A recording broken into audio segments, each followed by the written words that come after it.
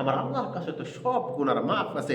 আল্লাহ তাআলা তো কোরআনে কারীমের মাঝখানে বলে, ইয়া কুল ইয়া ইবাদিল্লাযীনা আসরাফু আলা আনফুসিহিম লা তাকনাতু মির রাহমাতিল্লাহ ইন্নাল্লাহা ইয়াগফিরুয যুনুবা।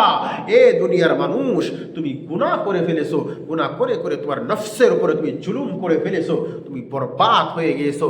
তুমি ওটা মনে করো না যে তোমার গুনাহ আল্লাহ তাআলা মাফ করবে না, তোমার গুনাহকে আল্লাহ তাআলা মাফ করবে না। তুমি সেটার থেকে আমার রহমত থেকে নিরাশ হয়ো না। তুমি যত বড় গুনাহই করো না কেন, আমার আরশ থেকে বেশি গুনাহ করতে পারো না, আমার কুরসি থেকে বেশি বড় গুনাহ করে পারো নাই, আমার রহমত থেকে বেশি গুনাহ করতে পারো নাই। আমার নাম রহমান, আমার নাম করিম, আমার নাম গফফার, আমার নাম সত্তার, আমার নাম তো দামি দামি নাম, রহিম করিমের নাম। আমি গফফার, আমি তোমার গুনাহকে মাফ করে দিব। তুমি আজকে নিরাশ হয়ে যাও না, কেমন বড় গুনাহ করেছো। আল্লাহর নবী বলেন, মুসলিম শরীফের হাদিসের মাঝখানে আছে, আল্লাহর নবী বলেন, আগের উম্মতের মাঝখানে, আগের জামানার মাঝখানে, অর্থাৎ বনি ইসরাইলের জামানার মাঝখানে এমন এক ব্যক্তি ছিলেন, নাফরমান বিনা দোষে মানুষকে ৯৯টা কতল করেছেন, মেরে ফেলেছেন, হত্যা করেছেন। কতল করা বড় কবিরা গুনাহ। বুজুর্গ, কোনো দোষ নাই, মানুষের সাথে কথাবার্তা বলতেন, অল্প অল্প যদি ঠুট্টা বাস হইতেন, কথা নাই মাথা নাই, কতল করে দিতেন, মাথার মাঝখানে গর্দন আলাদা করে দিতেন। এমন করে করে ৯৯টা কতল করে ফেলেছে। তুমি যতই গুনাহ করো না কেন, ওই নাফরমানি করো না কেন, মৌতের সময় যখন হয়ে যাবে, তোমার মনের মাঝখানে আশফুস আসবে, ঢর আসবে। তুমি এবার চাইবে আল্লাহকে রাজি খুশি করার জন্য, যাই দুনিয়া তো শেষ করে দিলাম, এবার যাই আল্লাহকে একটু রাজি খুশি করে আসি না। এবার ওই বান্দাটার মনের মাঝখানে ডর এসে গেছে, ভয় এসে গেছে। ওই মানুষটা মনে মনে চিন্তা করলো, আমি তো বড় নাফরমানি করে ফেলেছি, বড় গুনাহ করে ফেলেছি, বুঝি আমার গুনাহ আল্লাহ তাআলা মাফ করবে না। দেখা যাক একটা অফার আছে কিনা, একটা সুবিধা আছে কিনা, বিষয়ে দেখি যে আল্লাহ তাআলা মাফ করে কি করে না। এমন করে ওই নাফরমানের ব্যক্তির দিলের মাঝখানে আল্লাহর ঠর ভয় এসে গেল, আর তালাশ করতে শুরু করে দিল, কি উপায়, কেমন রাস্তা, কোনো সুবিধা আছে কিনা, আমার গুনাহ মাফ করার কোনো সুবিধা আছে কিনা। আর তালাশ করতে করতে ওই জামানার মাঝখানে এক ইহুদি পাদ্রী ছিলেন, অর্থাৎ ইহুদিরা পাদ্রী, ইহুদিরা একটা আলিম ছিলেন, জাননেওয়ালা ছিলেন। সে জানতো তাদের কিতাব বিষয়ে। যেমন আমাদের আজকে লক্ষ্য করি, আমরা যদি একটা খারাপ খোয়াব দেখি, কোনো অসুবিধা দেখি, যদি কোনো মুসিবত আসে, আমরা কার কাছে গিয়ে পরামর্শ করি? পারা জাননেওয়ালা আলিম ওলামার কাছে যাই, পরামর্শ করি, আমি এমন একটা খোয়াব দেখেছি, এটার কি উপায় হবে, কি রাস্তা হবে। সে নিশ্চয় একটা রাস্তা দেখায় দিবে, একটা পথ আমাকে দেখায় দিবে, বাঁচার কোনো উপায় পাওয়া যাবে। এমন করে ওই ব্যক্তিটা খবর নিতে বলেন, ওই জামানার মাঝখানে একটা ইহুদি পাদ্রী আছেন, একটু জাননেওয়ালা আছেন, সে আল্লাহর কিতাবের বিষয়ে, আল্লাহর দ্বীনের হিসাবে জানে। ওই ব্যক্তিটা একবার চাইতে কি করলেন, ওই ইহুদির খবর নিয়ে ওই ইহুদি পাদ্রীর কাছে চলে গেলেন, কি ইজাজত নিয়ে বললেন, হুজুর, আমি এক হতভাগা কপাল পোড়া এক নাফরমান আপনার কাছে এসেছি, একটা নালিশ নিয়ে, একটা বিচার নিয়ে। আমি গুনাহগারকে কি আল্লাহ তাআলা মাফ করবে? বলে, তুমি কেমন গুনাহ করেছো? বলে, অনেক বড় গুনাহ করে ফেলেছি, কোনো রাস্তা আছে, উপায় আছে, আমাকে মাফ করবে? বলে, হ্যাঁ বলো, কি গুনাহ তুমি করেছো সেটা বলো। এবার বলে, হুজুর, আমি বিনা দোষে, কোনো কথা নাই বাতা নাই, অল্প ঠুট্টা বাজির মাঝখানে, মানুষের সাথে কথা বলার মাঝখানে, আমি মানুষকে বিনা দোষে ৯৯টা কতল করে ফেলেছি। নাউজুবিল্লাহ। এবার ওই ইহুদি পাদ্রী মাথার মাঝখানে হাত লাগাই দিলেন, দিয়ে বলতেছে, রে হতভাগা নাফরমান, তোমার মতন নাফরমান হতভাগাই দুনিয়ার বুকে হতে পারে না। কত বড় তুমি গুনাহ করে ফেলেছো, তুমি ভাগো চলে যাও, ওই বস্তির থেকে, এলাকার থেকে, আমার দরবার থেকে তুমি চলে যাও। তুমি জানো না তুমি অনেক বড় গুনাহ করে ফেলেছো, ওই গুনার বদলতে আমার উপর আযাব আসতে পারে। তোমার মতন নাফরমান আল্লাহর জমিনে থাকার কোনো দরকার নাই। তুমি এখান থেকে চলে যাও, তোমার গুনাহ আল্লাহ তাআলা মাফ করবে না। এবার ওই ব্যক্তিটা, ওই নাফরমান ব্যক্তিটা, কতল করে নেওয়ার ব্যক্তির মাথার মাঝখানে আরো রাগ এসে গেল, কি বললি আল্লাহ আমাকে মাফ করলো না। এবার তরবারি হাতে উঠায় দিয়া ওই ইহুদি পাদ্রীটার মাথাটাও সে দুখণ্ড করে দিলে, গর্দানটাকে আলাদা করে দিলেন, 100টা খুন করে ফেলেছেন। ওই ইহুদি পাদ্রী কি কোনো ভুল বলেছিল? তুমি গুনাহ মাফ করবে না, তুমি বড় নাফরমান। 100টা হয়ে গেছে। কয়টা হয়ে গেছে ভাই? 100 গুনাহ হয়ে গেল। 100টা কত? এবার চাইতে চাইতে চাইতে চাইতে আবার তালাশ করতেছে কোনো উপায় আছে নাকি। আমি তো ওই বান্দাটাকেও মেরে ফেললাম, যে আমাকে সঠিক পথ দেখাবে তাকে আমি বিনা দোষে মেরে ফেললাম, কোনো রাস্তা আছে কি?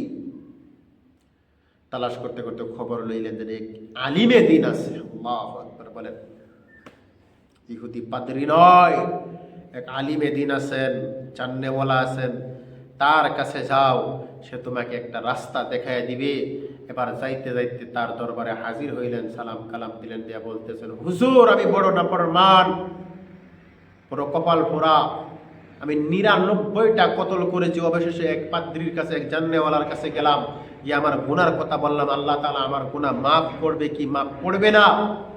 সেই ব্যক্তি বলে, আল্লাহ তাআলা আমার গুনাহ মাফ করবে না, আমি তাকেও মেরে ফেলেছি, এমন করে করে আমি বিনা দোষে 100টা কতল করে ফেলেছি।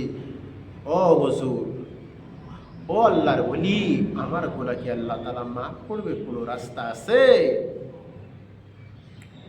এবার ওই আল্লাহর ওলি ডাক দিয়ে বলেন, আলিমে দিন বলেন, তুমি যতই গুনাহ করো না কেন, লা তাকনাতু মির রাহমাতিল্লাহ, ইন্নাল্লাহা ইয়াগফিরুয যুনুবা জামিআ, তুমি আল্লাহর রহমত থেকে তুমি নিরাশ হয়ো না, বঞ্চিত হয়ো না, পালায়া যায়ও না। আল্লাহ তাআলা গফুরুর রহিম, আল্লাহ তাআলা তোমার সমস্ত গুনাহ খাতাগুলি মাফ করে দিবে। বলে শর্ত একটাই। বলে কি শর্ত হুজুর? তোমার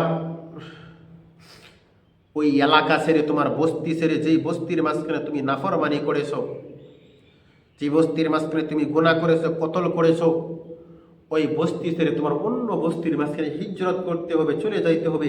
এমন এক এলাকা আছে, যে এলাকার মাঝখানে আল্লাহওয়ালা মানুষ আছে, আল্লাহর রাজি খুশি করে নেওয়ালা মানুষ আছে, দিনদার মানুষ আছে। ওই এলাকার সাথে তুমি মিলিয়ে যাবে, তার সাথে মিলিয়ে মিলিয়ে এই বস্তির মাঝখানে তুমি সহবাস করবে, আর সেইখানে তাদের সাথে মিলিয়ে মিলিয়ে তুমি নামাজ পড়বে, আল্লাহর হুকুম আহকাম মানবে, আল্লাহর পথে মতে চলবে, আর আল্লাহটা মাফি তালাফ করবে।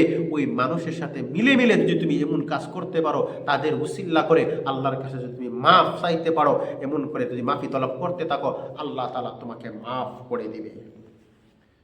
ওই কথাটা শুনে ওই মানুষটা সামান টামান নিয়ে যাওয়া শুরু করলেন, রওয়ানা শুরু করলেন।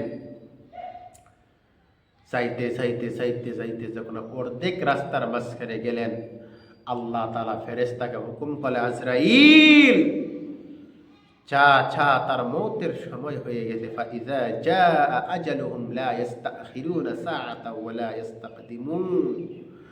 মৌতের সময় হয়ে গেছে, তার মৌত। বান্দা, তোমার মৌত যেই সময় আসবে, যেই সময় আমি আল্লাহ তয় করে রেখেছি, ওই সময় তোমার মৌত আসবেই আসবেই।